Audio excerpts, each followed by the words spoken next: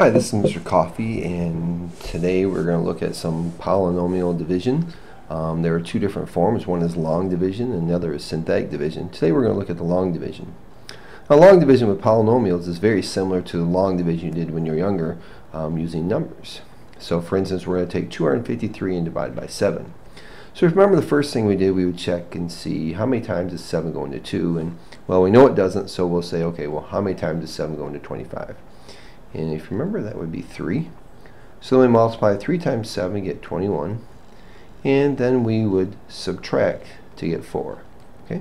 So let's stop there, and then let's look at our polynomial long division. So we're also going to take and put our divisor out here in front of the division sign. And we'll put inside the division sign our polynomial, our dividend. So we have 3x to the fourth. Now we don't have an x cubed term here, but we need that place value, so we're going to put in here 0x cubed, and then minus 8x squared, minus 11x, and plus 1. So similar to what we did with the numbers, we're also going to do that here. We're going to say, okay, how many times does x go into 3x to the fourth? So we're only focusing on the first term here, first term here. Or we can think of it as division, 3x to the fourth divided by x, and that's 3x cubed. So we take our 3x cubed here, just like we did our 3 over here, and we're going to multiply it by x and negative 2. So we multiply by x, we get 3x to the fourth. We multiply by negative 2, we get negative 6x cubed. Right? Well, then we're also going to subtract, but the difference is when we are doing subtraction with polynomials that we have to remember to change the signs. So when we subtract here, we're going to change the signs. Remember, if we multiply by negative 1, it changes the signs. It's the same type of thing. So then we are left with 3x to the fourth minus 3x to the fourth is 0.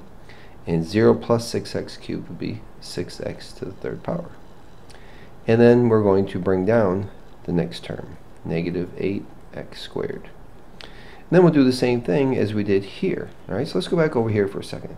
So we got the 4 and we brought down the 3. Right? And same thing then, we're going to go 7 goes into 43, and we know that goes in there 6 times.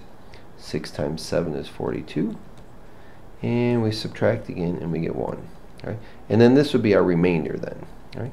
We're going to do the same thing with the long division with the polynomials then. Okay, so how many times does x go into 6x cubed, or divide? And when I divide, I get 6x squared.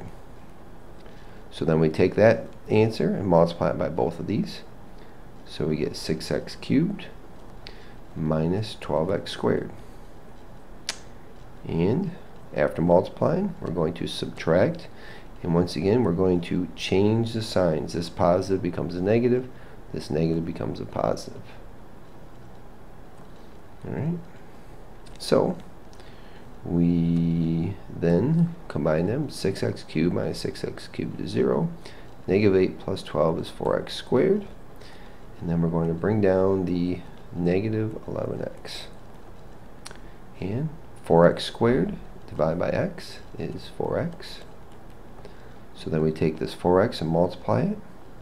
So we get 4x squared minus 8x. And we subtract again. So we change the signs. This becomes a negative and a positive. And we have 0 here.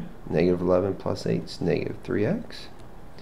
And then once again, we're going to bring down the 1, so plus 1. And one last time, negative 3x divided by x is minus 3. So we multiply, we get negative 3x plus 6.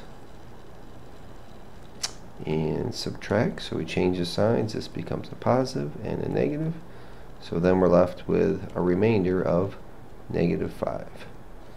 So our answer would be, when we do this division, 3x cubed plus 6x squared plus 4x minus 3 with a remainder of negative 5. And you can take that remainder, and I can write that then as negative 5 over x minus 2. Just kind of depends on what the book is asking you for.